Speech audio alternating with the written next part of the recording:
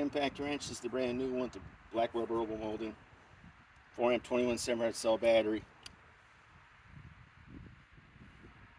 Speed 3.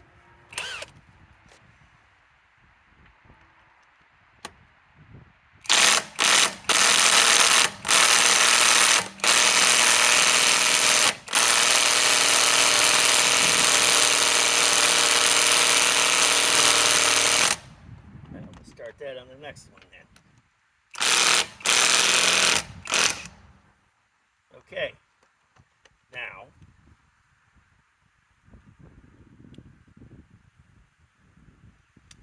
what we're going to do is just snug it up.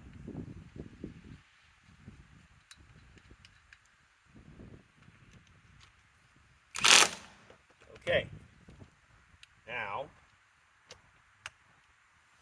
we're going to torque it to 55 pounds.